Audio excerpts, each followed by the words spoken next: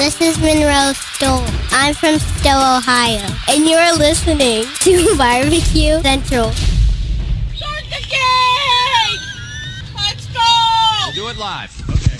Well, do it live! I'll write it and we'll do it live! So to get that perfect barbecue, you use wood. Are you sure it's safe? Whatever. We put the lighter fluid on, strike the match, and... Oh! Should we call the fire department? That might be a good idea.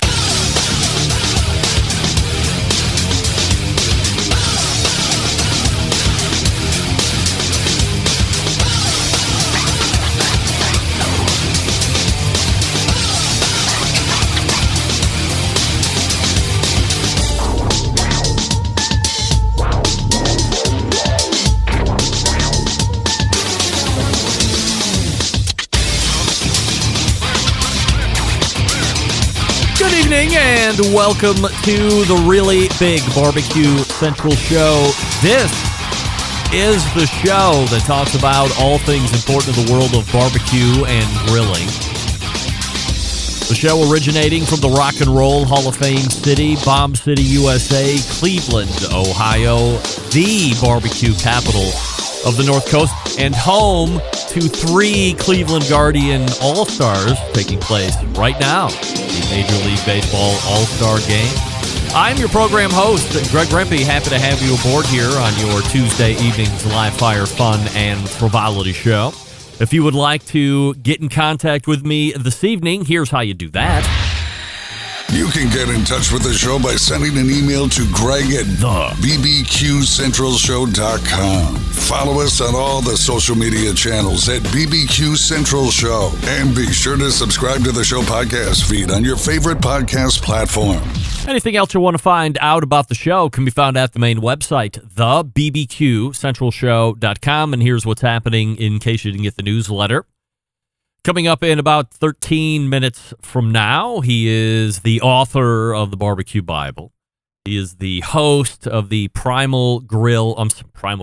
Project Fire TV show on PBS, which is probably nearing the end of its run here because it's been going for many successive weeks since Memorial Day, I believe. Also an author of many other live fire cooking books. I say the most prolific live fire author to date that we have ever seen, and a world traveler. And you find him right here on the third Tuesday of every month, leading off the interview segments. None other than my pal and your pal, Stephen Reichland, but mostly my pal. Tonight, Stephen and I will talk about, well, we're going to lead off with something that might offend him, but quite honestly, I'm the one that is now first offended. And my rebuttal back to him could cause some offendedness on his end.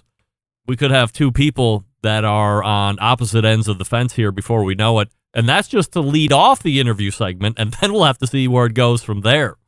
But needless to say, I am about to make a controversial proclamation at the beginning of Steven's segment, and I can only imagine he is going to find it nothing less than a travesty. And I'll stop teasing right now. 35 past the hour. About a year ago, we had him on the show, and since 2018, or maybe a little bit before that, that was the first time he was on the show.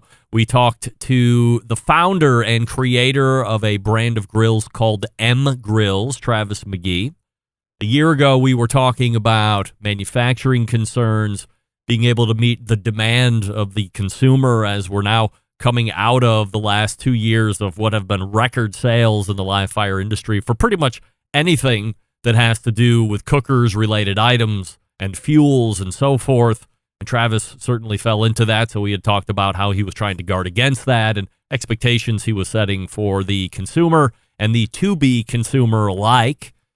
Things have changed in a year. We'll talk to Travis about the big change that happened a month or so ago. Maybe it's been 2 months now, but making sure he got all his loose ends tied up before he came on the show to talk about it in depth, and that'll close the first hour of the show. Then we'll move to the second hour because it is the third Tuesday. We know that brings a quarterly visit from one of 3 of my quarterly guests. And who is it this month?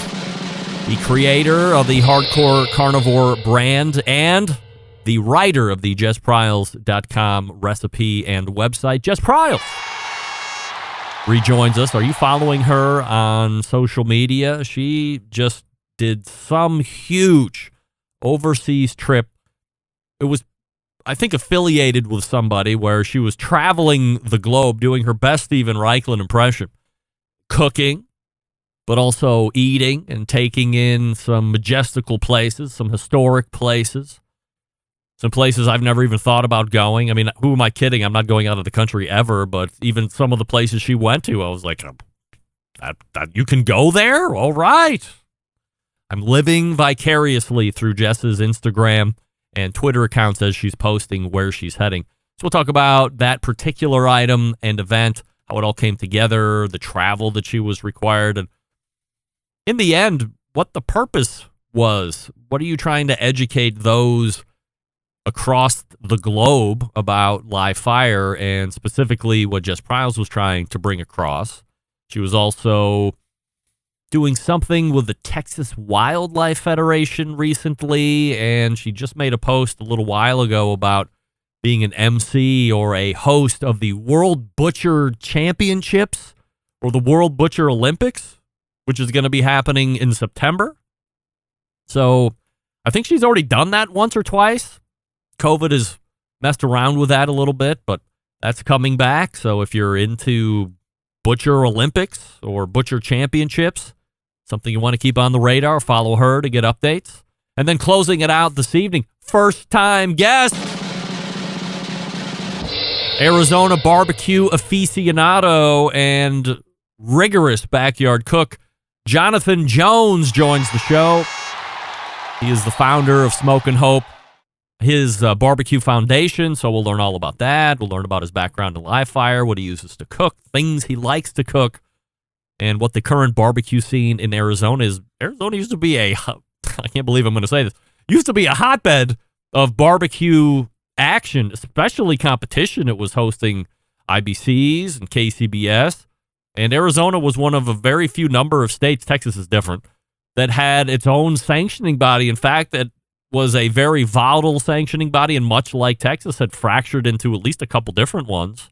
Own rules, Arizona Barbecue Society, I think, was one, and then there was a Champions Barbecue Society or something along these lines. Does the name Michael Reinman ring a bell to any of you? Come on, you got to know Mike. One of the Arizona originals back in the day. That's going back decades for sure. So that's how we close it out tonight. Your show this evening, Steven Reichland, Travis McGee, first hour, Jess Pryles, and Jonathan Jones, second hour. Don't forget you can follow me socially, Instagram, Twitter, TikTok, and the Snappers at BBQ Central Show. For a live video feed, you can go to Facebook or Twitch/BBQ Central Show. Also, one over on YouTube/RD Rempe, where there is a now robust chat taking place. So if you want to chat with some other live fire enthusiasts that may have nothing to do with the show at all, just getting to know yourselves a little better, go on over to the YouTube page. And again, that's /RD Rempe. And of course, we are streaming live audio over on the Clubhouse app as well.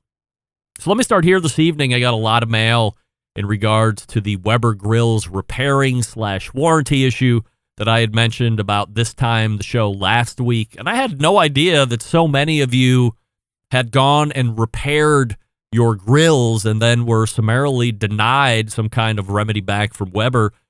The biggest thing I have ever run into in my owning, now third Weber gas grill in my lifetime, is having that electric clicky lighter igniter go out. And I've purchased a new electric ignition system. It's always been a Weber brand. I've never thought about buying another Weber igniter that may or may not fit on that grill. And maybe that's where my worry is, not necessarily consulting that some third-party brand might be cheaper and work just as well. I just never thought about buying anything else. Bought the Weber brand, replaced it. Again, never really thought about looking for something else from a manufacturer's standpoint.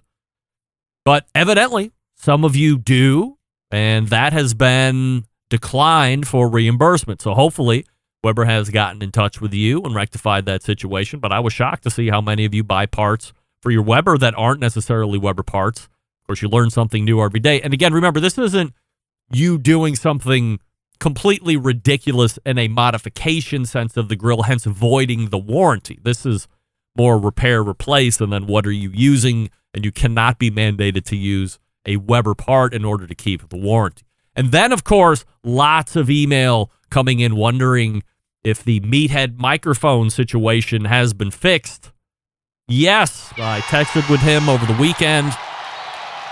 And while we have a month to reconnect and make sure that the real issue was the microphone, or perhaps there was a setting that had gotten changed, we didn't want to wait it out. Meathead was ready and aggressive in his request to get this worked out.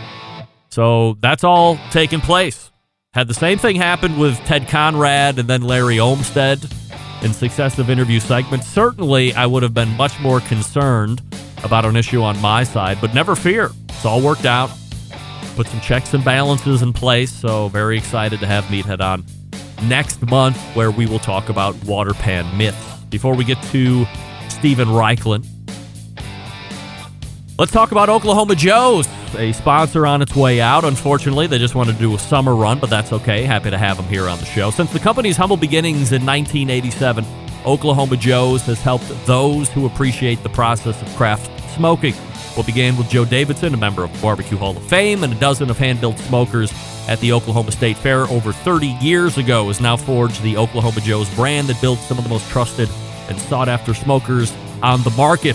Oklahoma Joe's has a proud history of creating uncompromising smokers and grills with a carefully crafted design, and the newest generation of the popular Rider Series pellet grills carries on that tradition. And I could go on and on about the 2.0 pit control system, the fire-focused dual feedback, and the power feed system. But forget about that, because for the first time, I fired that bad bitch up to as high as it would go, because I had some sous vide steaks, and I wanted to see if that center portion on that sear setting with the handle really gave me the searing heat that it says it did. What do we come to find out? 100%. What's the bigger benefit? Well, for all you kooks who are fancying themselves as competition steak cooks, you get those sear marks, which I don't really give a crap about. But the way this diamond center grate is, all you have to do is put the steak down on it. And if you like diamond sear marks, then all you have to do is turn it over. And now you have both sides with incredible diamond patterned sear marks. And again, we're talking 650 degrees direct access to the fire pot. It's beautiful. Is it the most fire and fuel efficient thing to do? Hell no. Is it fun? Hell yes. Check one out at one of the stores. Why don't you? OklahomaJoes.com. That's OklahomaJoes.com. We're going to do a bonus segment with some other folks from Oklahoma Joe's. That'll probably release next week. I'll tell you about next week's show at the top of the second hour. But it's OklahomaJoes.com. Happy to have them on for the last 3 months and excited to work with them in the future. We'll be back with Steven Reichlin right after this. Stick around. We'll be right back. You're listening to the Barbecue Central Show, presented by the Rider Deluxe Pellet Grills from Oklahoma Joe's.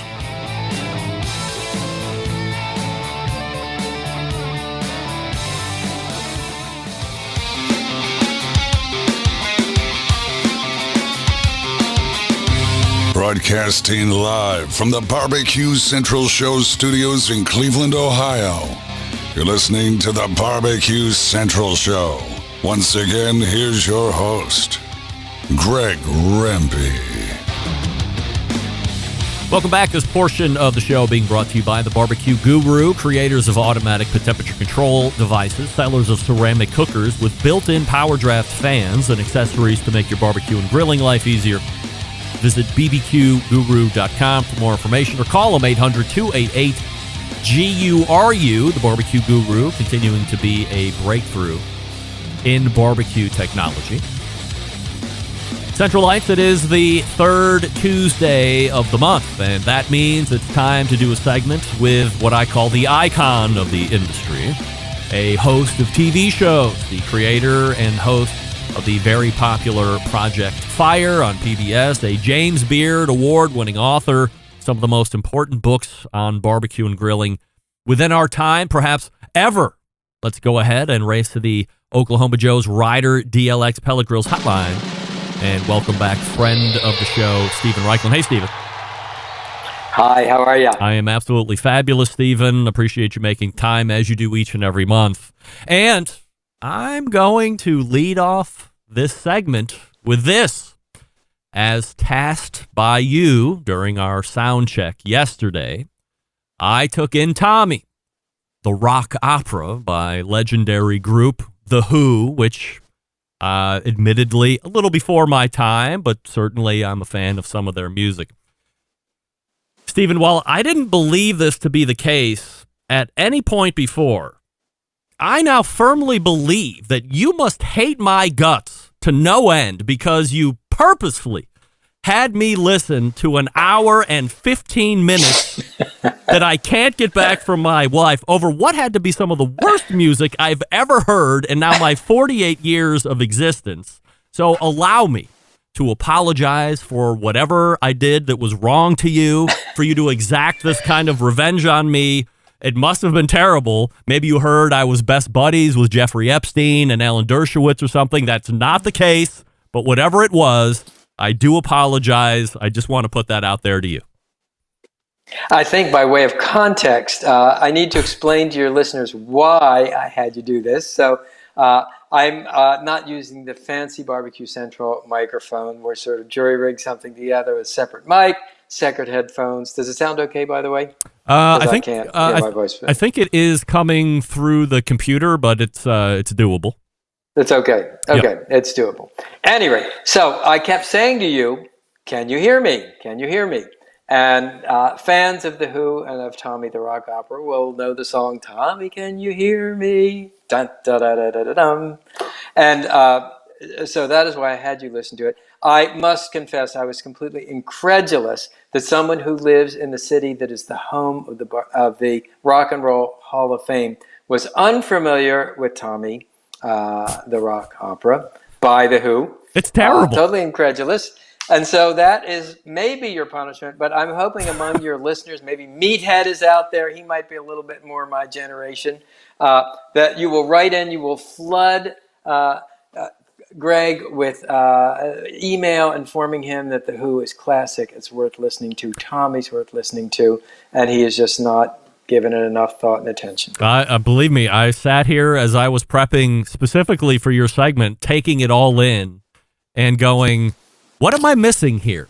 There has to be something that is perhaps avant-garde or irreverent with this music that's just not hitting. Now, believe me, one of my most favorite songs of all time is Baba O'Reilly. It's a great song, a little long, but it also has a big stronghold on me and my kids when they were growing up, and I was in forced retirement at the time. That was one of our favorite songs to just put on in the house and run around to. So, and I think Roger Daltrey is one of the best frontmen, has one of the best singing voices ever in the history of rock and roll. Pete Townsend, songwriting genius, guitar playing genius. There's a lot of great things about The Who. Tommy has to be one of the worst things about The Who. There's no doubt. Well, I bet many of your listeners, particularly of my vintage, would strongly disagree with you. It's actually a pretty terrible story. This poor kid is molested by his uncle, and then he winds up being deaf, blind, and mute. And, the narrator's trying to break through to him. It's sort of a Helen Keller story for the boomer generation. But anyway, let's talk barbecue. Question of the night to lead, and I didn't think we were going to start here tonight, but I ran into a bit of a dust-up on TikTok, so now I'm asking all my guests here this evening about it. Have you ever used or have you ever heard of anybody using mayo as a binder on beef, specifically brisket, but it could be beef? If so, if you have your thoughts or anybody that's talked to you about it, their specific experience with it. I've never heard about it for beef, but I have heard about it spreading it on fish that you grill, and even spreading it on a turkey breast that you smoke. In fact, in my book, BBQ USA, there's a smoked turkey breast from none other than Thomas Keller, the legendary Michelin 3-star chef from the Napa Valley. I think the idea is that, it's has a lot of oil, which helps keep the meat moist and acts as a lubricant, if you're direct grilling, or keep the fish moist. It's got lemon juice, which certainly goes beautifully with fish. With brisket, never heard it. Can't say I'm want to rush right out and try it, but I will make a confession, and that is that I do like mayonnaise on a roast beef sandwich, on a brisket sandwich, and on hamburgers. And probably on a pit beef sandwich too, right? Yeah, but that's, they would lynch me in Baltimore if I said that. So, it's horseradish sauce, so it's mayonnaise, it's horseradish sauce minus the horseradish. Anyway, I will tell you a funny story with TikTok. I don't know if any of your listeners are TikTokers, but we have an 11-year-old staying with us this week who is a TikTok wunderkind, and he has increased my TikTok viewership by 25% in the last 5 days. We've done a lot of grilling for everybody, and he's been doing the videos, editing them. So head on over to TikTok, check out Stephen Reichlin at TikTok. Love to know what you think of it. I think it's really professional. The kid is 11 years old, and I'm seeing, a future Steven Spielberg. So what do you think are the biggest things? I mean, if he's helped you increase 25% in less than a week, now, is it mentioning doing the ads? Is it hashtagging? Is it merely quality of video? Is it a collection of all of that? I think it's probably mostly quality of video. And, we did an interesting experiment. We did some non-talking videos, sort of a little bit like the tasty style that you see so much on Instagram. And, they got a few thousand views. And then we did videos with me talking, much like I do on TV. And those, 25, 30,000 views. So on TikTok, I guess people like to hear you talk. That's not the case necessarily on Instagram. It's just really interesting. No doubt. Really interesting. No doubt about it. And again, I've said it before, I'll say it again. I commend you for really taking an interest in social media and then running with it. And by the way, you're the one that is running those accounts. You're not necessarily just, paying a team to get out there and write your posts in your voice. The person replying back or posting these is you. It's, people want it's. Look, it's if you think about life and think about the pastime.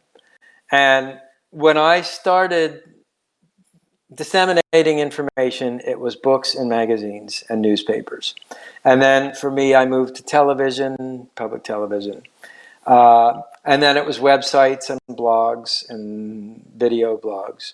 And now it's social media. And, it's no less revolutionary than when Gutenberg invented movable type. So you got to kind of keep up with the way people are hungry for stories and information, and it's just how you get it across changes. Stephen Reichlin joining us here on the show, barbecuebible.com, his website. Of course, last month as we were leaving and we were talking about 4th of July, I had said, well, what if people have just had enough of cooking already, or maybe they don't want to put in the effort, or maybe they want to pass something off as their own because they're not great with the barbecue skills yet? You said, well, send them over to the Planet Barbecue line of stuff, and you go through Crowd Cow, all that stuff. Let's talk a little bit more about the Planet Barbecue stuff. Originally, when it had launched, is it like a year and a half ago now? Or it seems like it was just a month ago, but quite a bit of time has passed. And I believe this was a son or a son-in-law's project along with you and somebody else, and it was ribs and maybe beans. But how has it grown over the last year plus? Well, it's growing very nicely, and it's evolving like an organic creature, which in a sense all businesses are. Our initial products were Texas-style brisket and Kansas City-style ribs. And then we developed some side dishes, including smoked baked beans that were actually cooked in a smoker, and grilled cream corn. We most recently launched 3 lines of artisanal sausages. There's a double smoked brisket sausage where the meat is ground up brisket point, and then the sausage is studded with burnt ends. So that's a pretty phenomenal piece of barbecue in a casing. There's a Brooklyn hot sausage that is perfumed with sage, hot chilies, and mozzarella cheese. And turkey fontina sausage is coming out. We're working on wings. We also, I don't know if I mentioned this last time, but we have a pastrami bacon coming out in the next couple weeks. That's already been shipped from our smokehouse.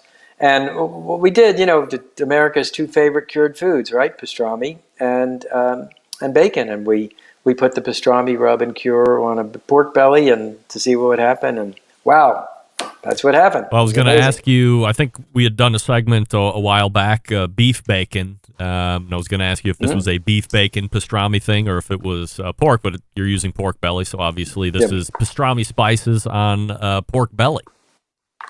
Yeah, it's pastrami brine first, okay, garlic-rich brine, then the pastrami spices, which are primarily coriander and black pepper. But it's smoked in a smoker. It's not steamed the way pastrami would be. So I think it's sui generis. It's a pretty unique product, and I'm very excited about it. The Barbecue Bible is a book that people mention top 2, 3, 4 as far as great references, books that inspired them to become better live fire cooks, better barbecue pitmasters, whatever you want to call it. And using social media, it appears you have developed a new club for those special devotees of the Barbecue Bible. Yeah, it's a pretty extraordinary club, and I didn't develop it. There was a couple of American expatriates who moved to Spain, and during lockdown, they made it their project to cook every single recipe in the Barbecue Bible. Now, that's something on the order of 537 recipes.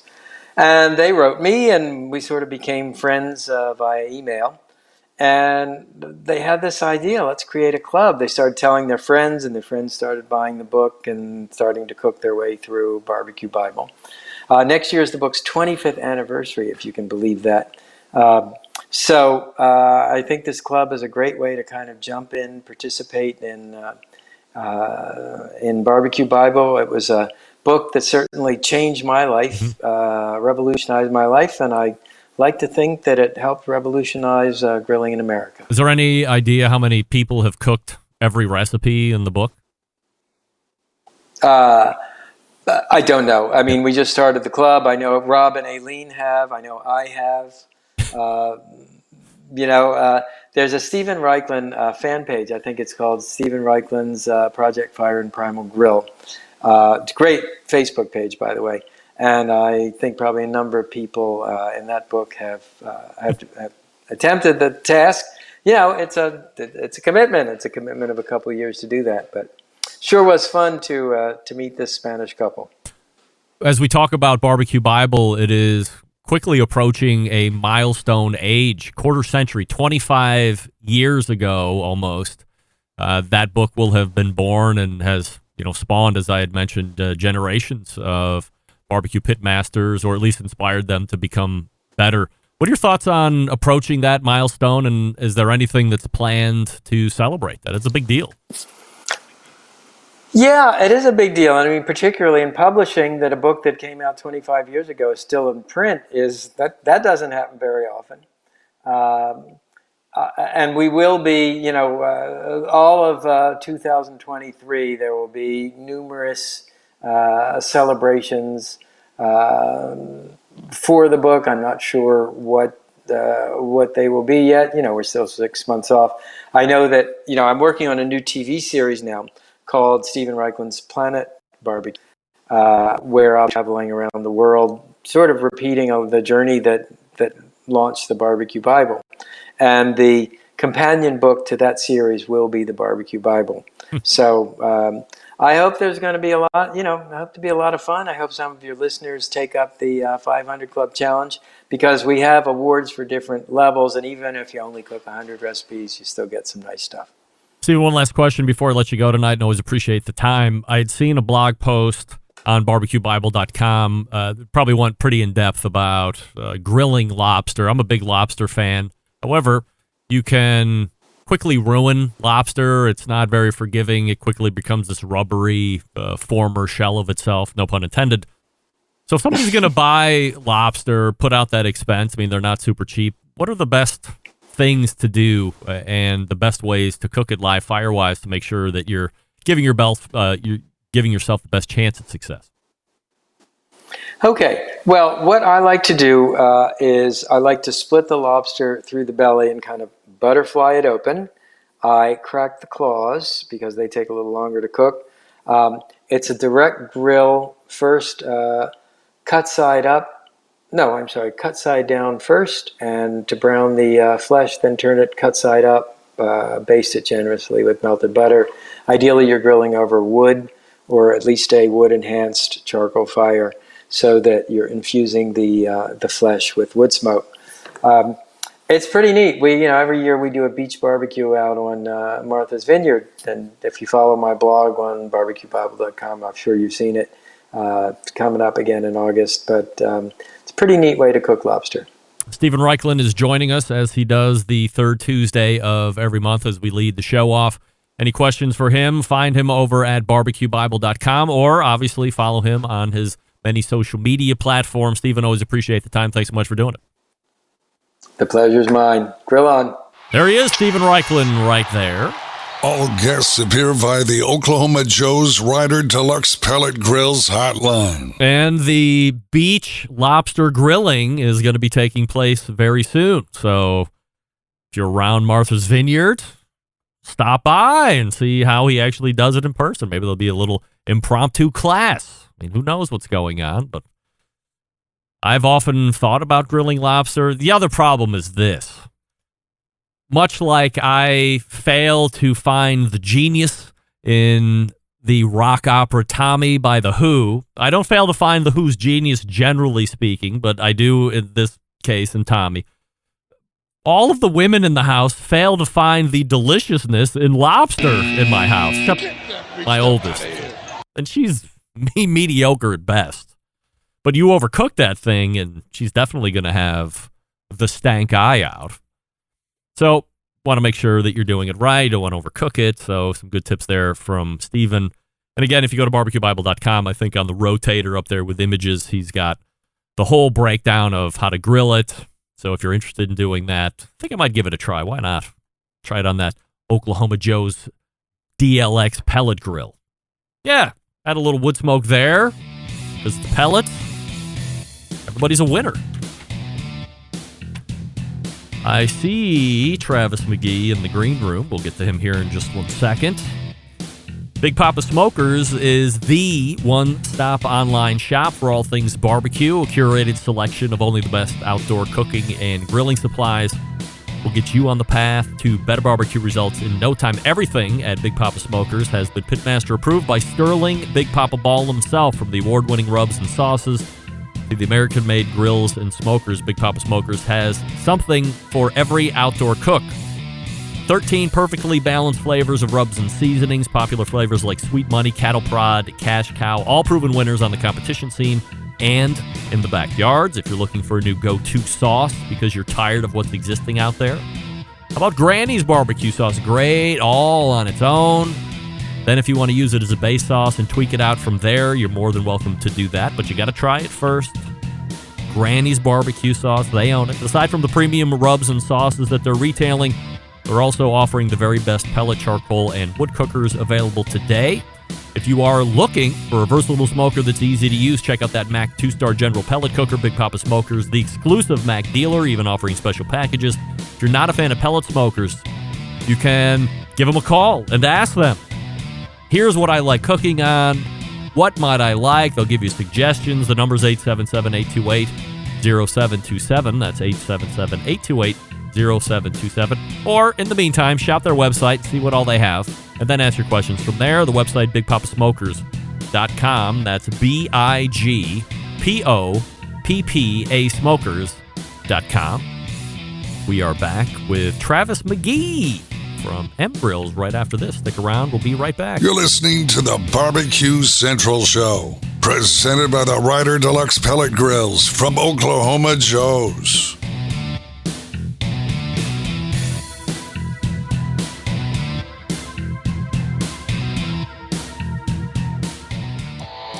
Howard Stern, Jim Rome, Dan Patrick, and Greg Rempe. The Mountain Rushmore of talk show entertainment. Now, let's get back to the Barbecue Central Show.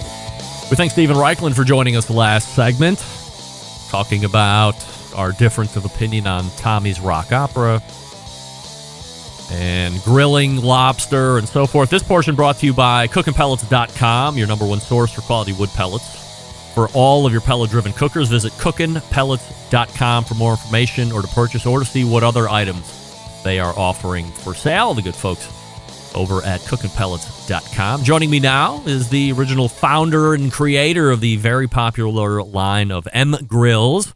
He was on about this time a year ago. We had a pretty insightful discussion on where business was, where manufacturing was, and the success his grill was seeing on the SCA circuit, or the competitive steak circuit.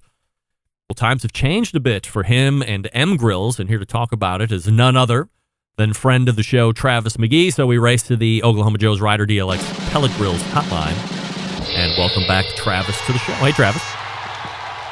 Hey, how you doing, Greg? I am fabulous, and I'm ready to talk M Grills and updates. But before we do that, I have a question I'm asking everybody, all guests, right out of the gate that has nothing to do with whatever I have planned for my guests, which is this.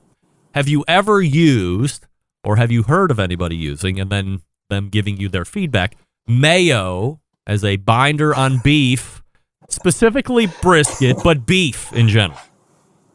No, never. Ever? Never.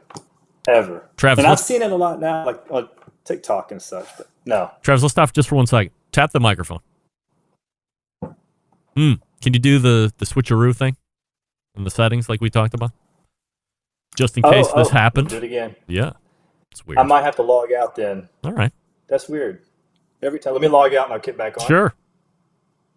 Okay, hold on. Let me get back. Got it. By the way, I did get an email from Sean McNair right here in Bellevue, Washington. Chori Pollo. How about that? Bellevue, Washington.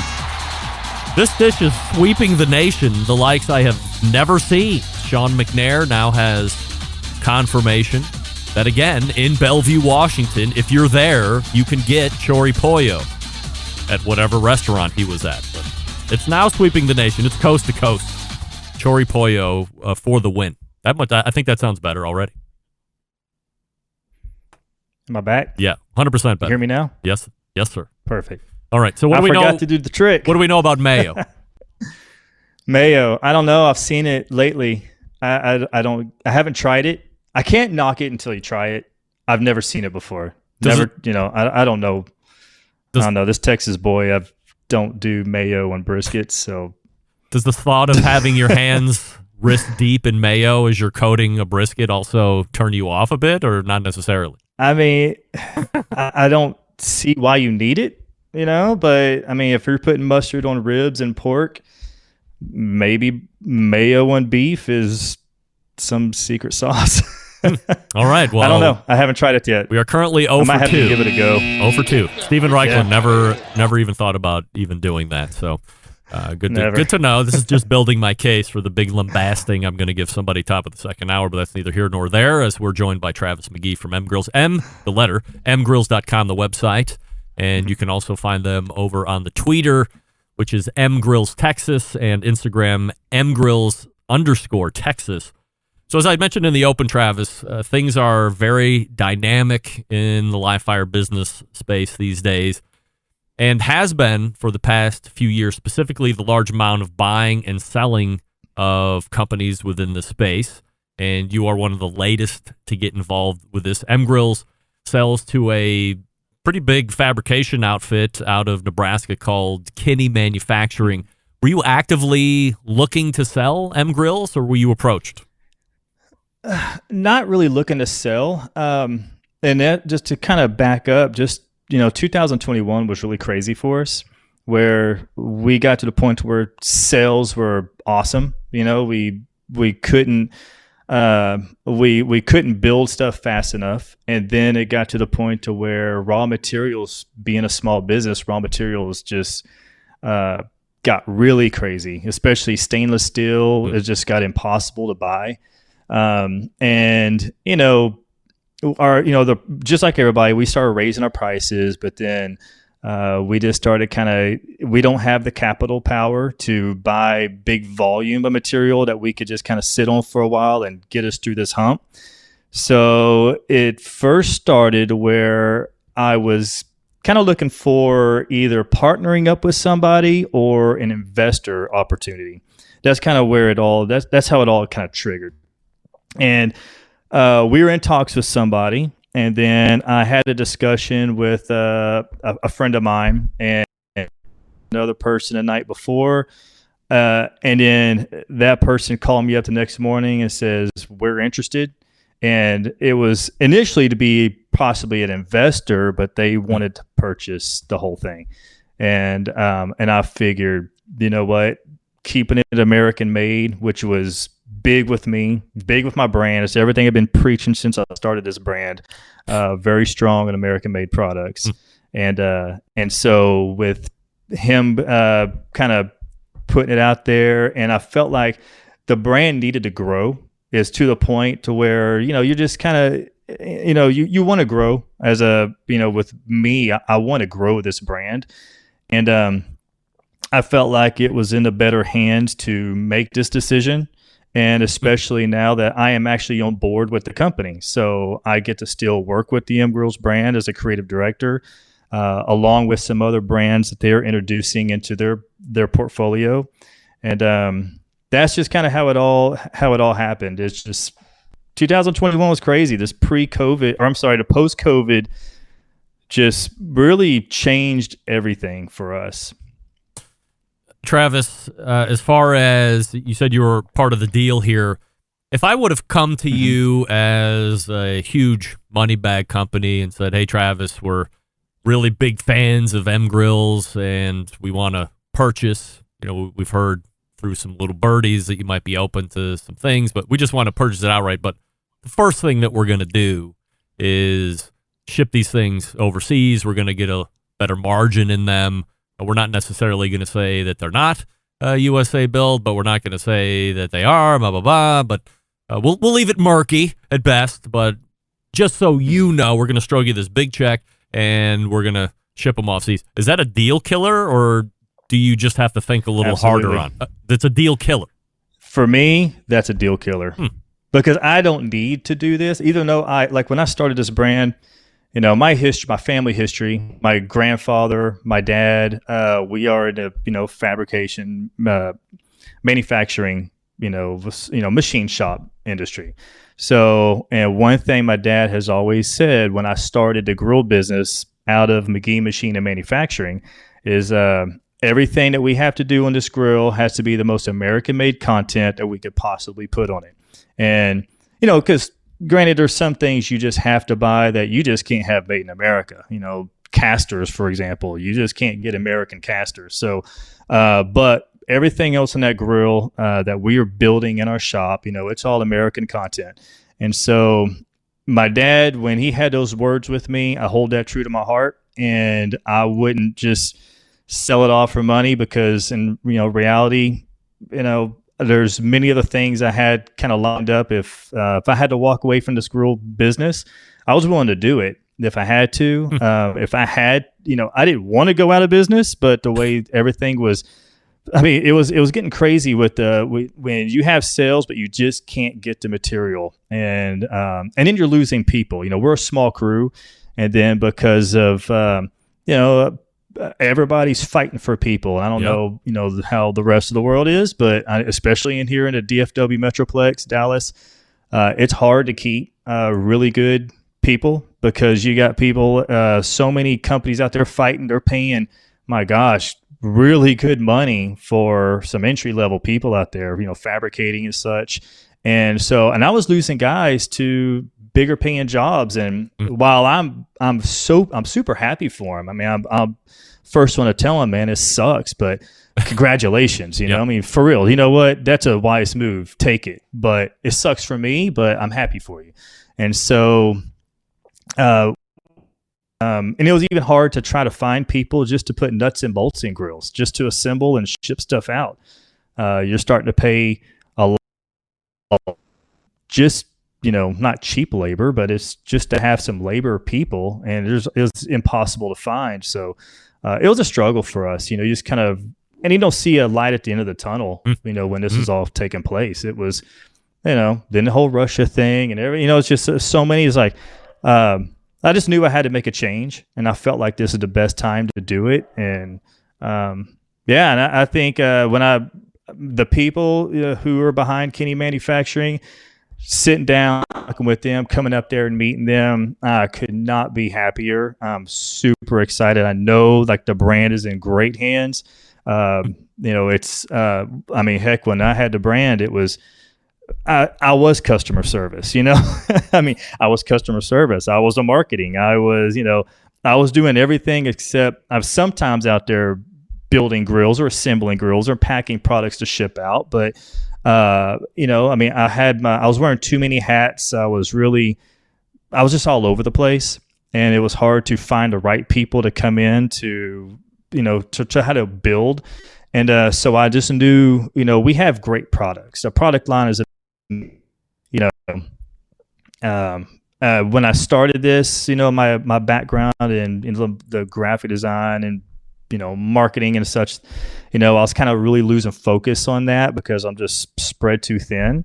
But now that this is my primary job now, is working with the brands to, get back to what I really love doing. So I feel like I'm rejuvenated. I'm excited, and we're ready to take the brand to the next level. So as the deal gets put together, everybody agrees on everything, you're going to be staying on as creative director. We'll talk a little bit more about that here in a second. But you also have what sounded like a dwindling employee count as well. So is that just a matter of saying, hey, we've sold and go get other jobs because we're closing down the operations here? Or how does that go? That was really tough.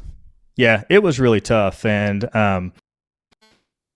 first of all, the company, Kinney Manufacturing, offered everybody a job. Unfortunately, you'd have to move to Nebraska. And, we're Dallas, Texas, so that was really tough. My lead man, who, like a lot of people out there in social media who met us and been to the shop, Mitchell, he actually took a position with them. So he moved his family up to Nebraska. So he is working with them, which is great. My other guy, so kind of rewind a little bit.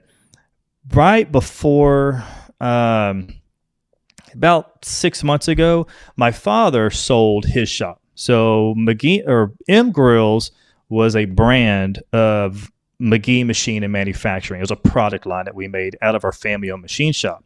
Well, my father sold his company about 6 months ago. And so that really kind of spurred everything because while, we were making the product line out of the machine shop, that it was, sometimes when we weren't doing good, the machine shop's good. The machine shop's not good, we're doing very well. So we helped each other. And then it got to the point to when we were on our own, and then we got hit with all this craziness of the materials that you just couldn't physically get. And that really kind of changed everything up for us. But, yeah. You're in Texas still. Mm-hmm. So if you wanted to stay, you were going to have to relocate if you were labor, fabricator, whatever, welder, which some people did, some people didn't. If they would have said, hey, Travis, part of this deal is you got to come to Nebraska too, or it's a no-go, do you go to Nebraska? I don't know.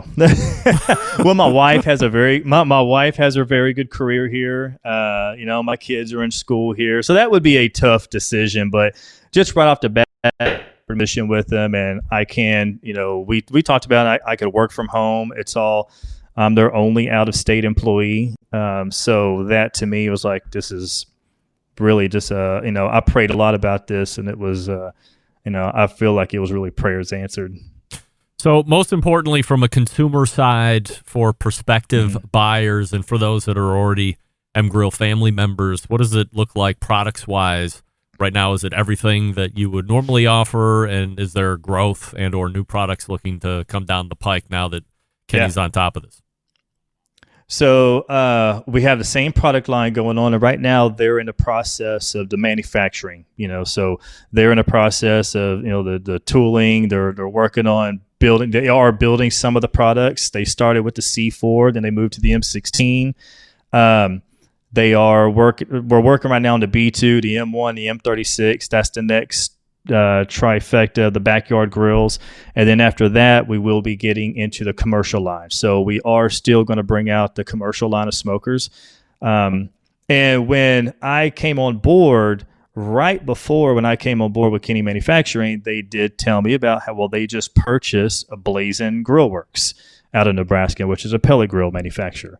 Very small, kind of like the same story as us. So when they acquired them, I would oversee the creative with the brand of the Blazing Grill Works. So under the Blazing line, they have the 2 pellet lines. They have the 2 pellet grills.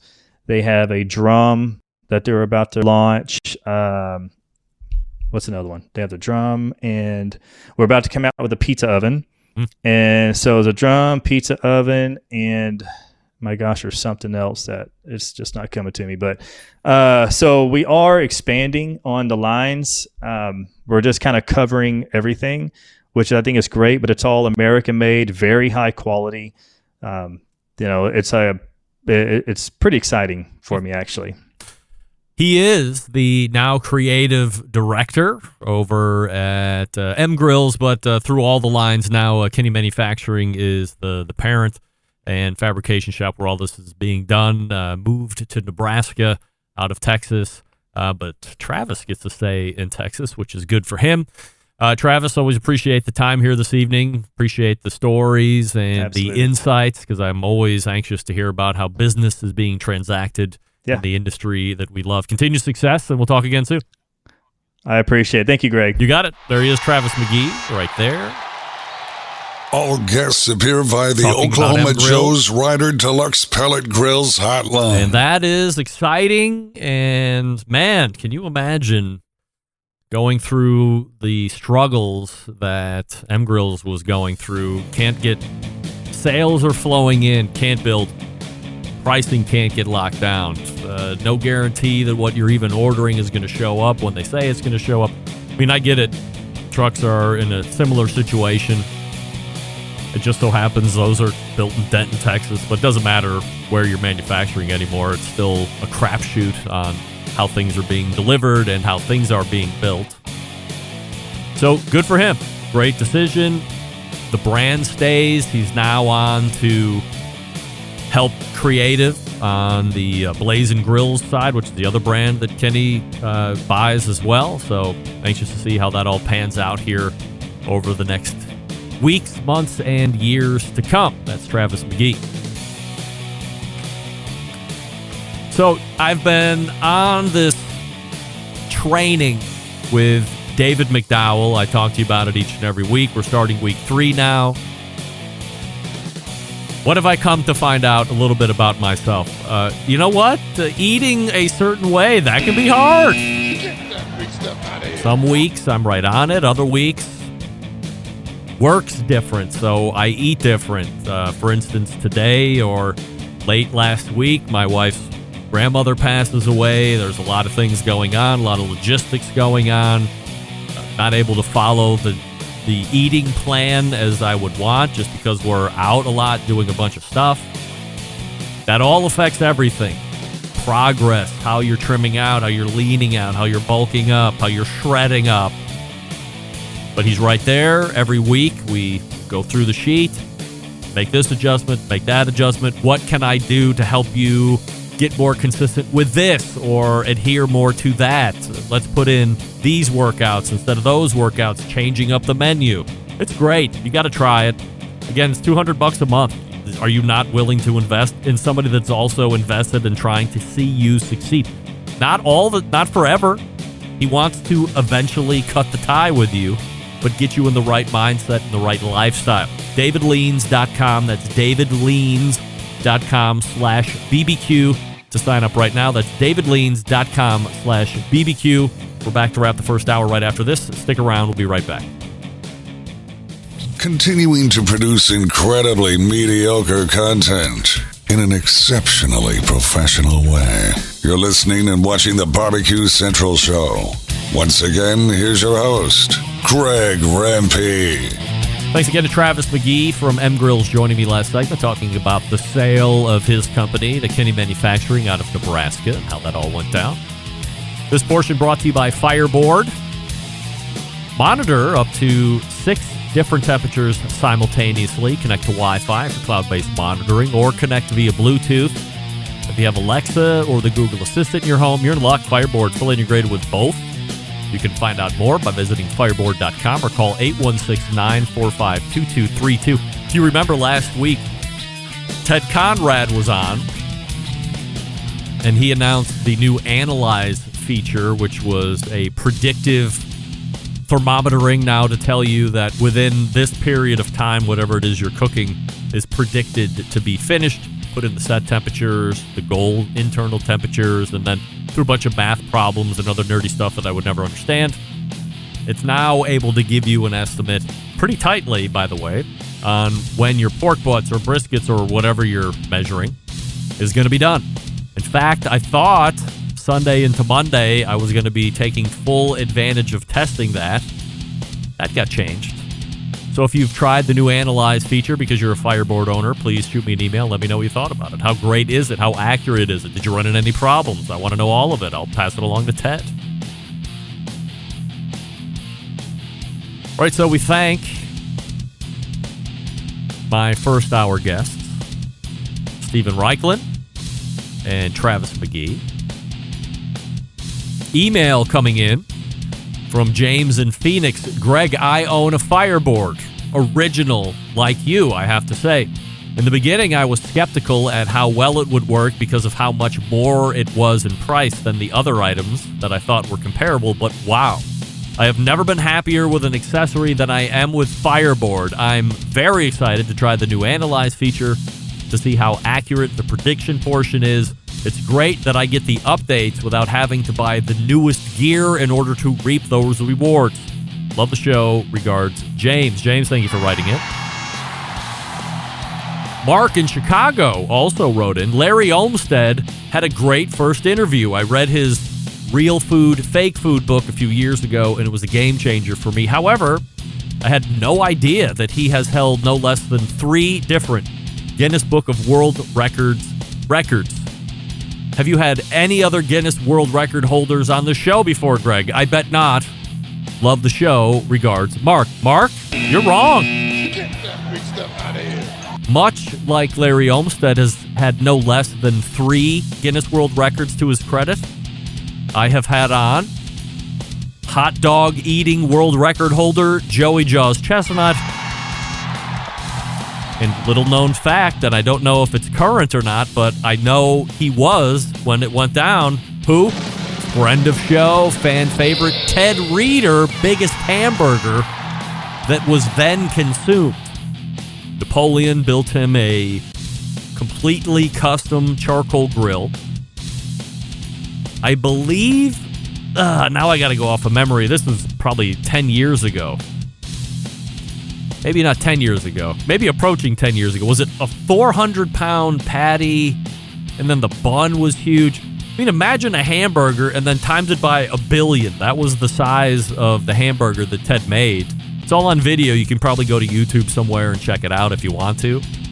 And then they topped it, and they had a whole bunch of people eat on it. So not only was it a huge-ass burger, but it wasn't just for cosmetics. It was then consumed. So Ted Reeder at one point had the largest burger then consumable for Guinness World Records. So at least 2 other Guinness World Record holders have guested on the show. By the way, George Shea, and to your brother Shea, whatever his first name is, I'm asking for Joey Chestnut to be on the show to talk about him protecting the other competitor eaters. And he's not available. Joey Chestnut isn't available. What's he doing? Make it happen, Shea Brothers. Memo to you. All right, let's point to the second hour. We'll refresh libations, and we will then have conversations with Jess Pryles and Jonathan Jones. You're listening and watching the Barbecue Central Show right here on the Barbecue Central Network. Stick around. We'll be right back.